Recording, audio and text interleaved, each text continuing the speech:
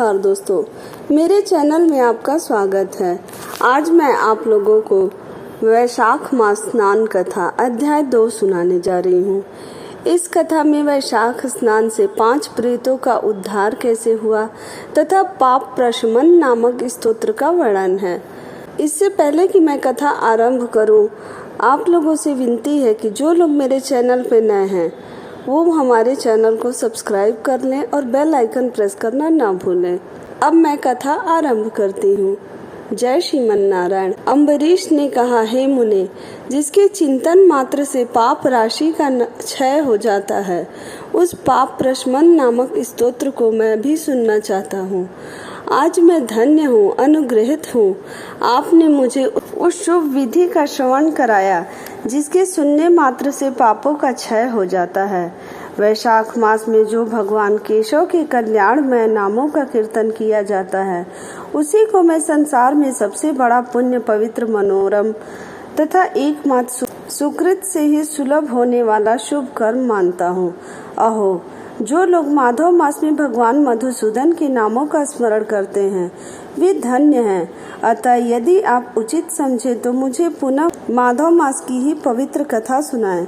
सूत जी कहते हैं, राजाओं में श्रेष्ठ हरि भक्त अम्बरीश का वचन सुनकर नारद मुनि को बड़ी प्रसन्नता हुई।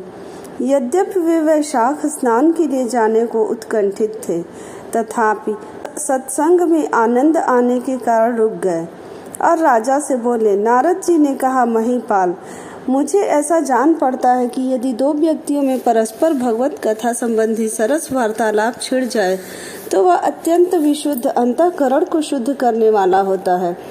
आज तुम्हारे साथ जो माधव मास की महात्म्य की चर्चा चल रही है, यह वैशाख स्नान की अपेक्षा अधिक पुण्य प्रदान करने वाली है, क्योंकि माधव मास के देवता भगवान श्री विष्णु हैं।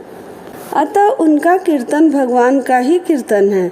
जिसका जीवन धर्म के लिए और धर्म भगवान की प्रसन्नता के लिए है तथा जो रातों दिन पुण्योपार्जन में लगा हुआ है, उसी को इस पृथ्वी पर मैं वैष्णव मानता हूँ। राजन, अब मैं वैशाख स्नान से होने वाले पुण्य फल का संक्षेप में वर्णन करता हूँ। विस्तार के साथ सारा वर्णन तो मेरे पिता ब्रह्मा जी भी नहीं कर सकते। वैशाख मास में डुबकी लगाने मात्र से समस्त पाप छूट जाते हैं। पूर्व काल की बात है, कोई मुनीश्वर तीर्थ यात्रा के प्रसंग से सर्वत्र घूम रहे थे। उनका नाम था मुनि शर्मा। वे बड़े धर्मात्मा, सत्यवादी, पवित्र तथा शम, दम एवं शांति धर्म से युक्त थे। वे प्रतिदिन पितरों का तर्पण और श्राद्ध करते थे। उन्हें वेदों और स्मृतियों के विधानों का सम्यक ज्ञान था। वे मधुर वाणी बोलते और भगवान का पूजन करते रहते थे। वैष्णव के संसर्ग में ही उनका समय व्यतीत होता था। वे तीनों कालों के ज्ञाता, मुनि, दयालु, अत्यंत तेजस्वी, तत्वज्ञानी और ब्राह्मण भक्त थे। वैशाख का महीना था। मुनि शर्मा स्नान के लिए नर्मदा नदी के किनारे जा रहे थे। उसी समय उन्होंने अपने सामने 5 पुरुषों को देखा जो भारी दुर्गति में फंसे हुए थे। वे अभी अभी एक दूसरे से मिले थे। उनके शरीर का रंग काला था। वे एक बरगद की छाया में बैठे थे और पापों के कारण उद्विग्न होकर चारों ओर दृष्टिपात कर रहे थे। उन्हें देखकर द्विज वर मुनि शर्मा बड़े विस्मय में पड़े और सोचने लगे, इस भयानक वन में ये मनुष्य कहाँ से आए? इनकी चेष्टा बड़ी दयनीय है, किंतु इनका आकार बड़ा भयंकर दिखाई देता है। ये पाप भागी चोर तो नहीं है। विप्रवर मुनि शर्मा की बुद्धि बड़ी स्थिर थी। वे जो ही इस प्रकार विचार करने लगे, उसी समय उपयुक्त 5 पुरुष उनके पास आए और हाथ जोड़कर मुनि शर्मा से बोले। उन पुरुषों ने कहा, विप्रवर, हमें आप कल्याणमय पुरुषोत्तम जान पड़ते हैं। हम दुखी जीव हैं। अपना दुख विचार कर आपको बताना चाहते हैं। द्विजराज, आप कृपा करके हमारी कष्ट कथा सुने। दैववश जिनके पाप प्रकट हो गए हैं, उन दीन दुखी प्राणियों के आधार आप जैसे संत महात्मा ही हैं। साधु पुरुष अपनी दृष्टि मात्र से पीड़ितों की पीड़ाएं हर लेते हैं। अब उनमें से एक ने सबका परिचय देना आरंभ किया। मैं पंचाल देश का क्षत्रिय हूँ। मेरा नाम नरवाहन है। मैंने मार्ग में मोहवश बाण द्वारा एक ब्राह्मणी की हत्या कर डाली। मुझसे ब्रह्म हत्या का पाप हो गया है, इसलिए शिखा सूत्र और तिलक से रहित होकर इस पृथ्वी पर घूमता हूँ और सबसे कहता फिरता हूँ कि मैं ब्रह्म हत्यारा हूँ। मुझ महापापी ब्रह्मघाती को आप कृपा की भिक्षा दे। इस दशा में पड़े पड़े मुझे 1 वर्ष बीत गया। मैं पाप से जल रहा हूँ, मेरा चित्त शोक से व्याकुल है। तथा ये जो सामने दिखाई देते हैं, इनका नाम चंद्र शर्मा है। ये जाति के ब्राह्मण, इन्होंने मोह से मलिन होकर गुरु का वध किया है। मगध देश के निवासी हैं, इनके स्वजनों ने इनका परित्याग कर दिया है। ये भी घूमते घामते दैवात यहाँ आ पहुँचे हैं। इनके भी न शिखा है न सूत्र, ब्राह्मण का कोई भी चिन्ह इनके शरीर में नहीं रह गया है। इनके सिवा जो तीसरे व्यक्ति हैं, इनका नाम देव शर्मा है। स्वामिन, ये भी बड़े कष्ट में हैं। ये भी जाति के ब्राह्मण हैं, किंतु मोहवश वैश्या की आसक्ति में फंसकर शराबी हो गए थे। इन्होंने भी पूछने पर अपना सारा हाल सच सच कह सुनाया है। अपने प्रथम पापाचार को याद करके इनके हृदय में बड़ा संताप होता है। ये सदा मनस्ताप से पीड़ित रहते हैं। इनको इनकी स्त्री ने, बंधु बांधवों ने तथा गांव के सब लोगों ने वहां से निकाल दिया है। ये अपने उसी पाप के साथ भ्रमण करते हुए यहाँ आए हैं। ये चौथे महाशय जाति के वैश्य हैं, इनका नाम विदुर है। ये गुरु पत्नी के साथ समागम करने वाले हैं। इनकी माता मिथिला में जाकर वैश्या हो गई थी। इन्होंने मोहवश 3 महीनों तक उसी का उपभोग किया है, परंतु जब असली बात का पता लगा है तो बहुत दुखी होकर पृथ्वी पर विचरते हुए ये भी यहाँ आ पहुँचे हैं। हम में से ये जो 5वें दिखाई दे रहे हैं, ये भी वैश्य ही हैं। इनका नाम नंद है।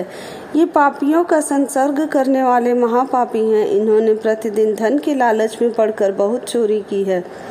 पातकों से आक्रांत हो जाने पर इन्हें स्वजनों ने त्याग दिया है। तब ये स्वयं महापापी एक स्थान पर एकजुट हो गए हैं। हम सब के सब दुखों से घिरे हुए हैं। अनेकों तीर्थों में घूम आए, मगर हमारा घोर पातक नहीं मिटता। आपको तेज से उद्युक्त देखकर हम लोगों का मन प्रसन्न हो गया है।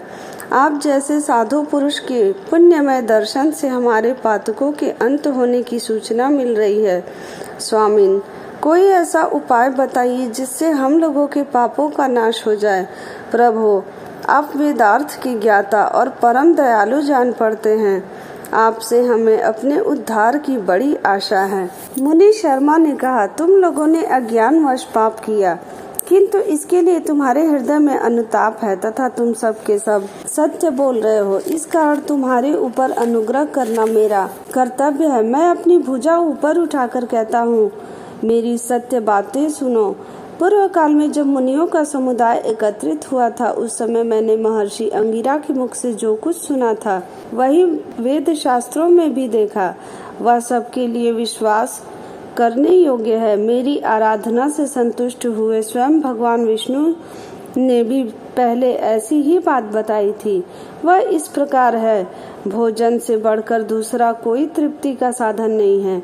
पिता से बढ़कर कोई गुरु नहीं है। ब्राह्मणों से उत्तम दूसरा कोई पात्र नहीं है तथा भगवान विष्णु से श्रेष्ठ दूसरा कोई देवता नहीं है। गंगा की समानता करने वाला कोई तीर्थ, गोदान की तुलना करने वाला कोई दान, गायत्री के समान जप, एकादशी के तुल्य व्रत, भार्या के सदृश मित्र, दया के समान धर्म तथा स्वतंत्रता के समान सुख नहीं है। गृहस्थ्य से बढ़कर आश्रम और सत्य से बढ़कर सदाचार नहीं है। इसी प्रकार संतोष के समान सुख तथा वैशाख मास के समान महान पापों का अपहरण करने वाला दूसरा कोई मास नहीं है। वैशाख मास भगवान मधुसूदन को बहुत ही प्रिय है। गंगा आदि तीर्थों में वैशाख स्नान का सुयोग अत्यंत दुर्लभ है। उस समय गंगा, यमुना तथा नर्मदा की प्राप्ति कठिन होती है। जो शुद्ध हृदय वाला मनुष्य भगवान के भजन में तत्पर हो, पूरे वैशाख भर प्रातः काल गंगा स्नान करता है, वह सब पापों से मुक्त होकर परम गति को प्राप्त होता है।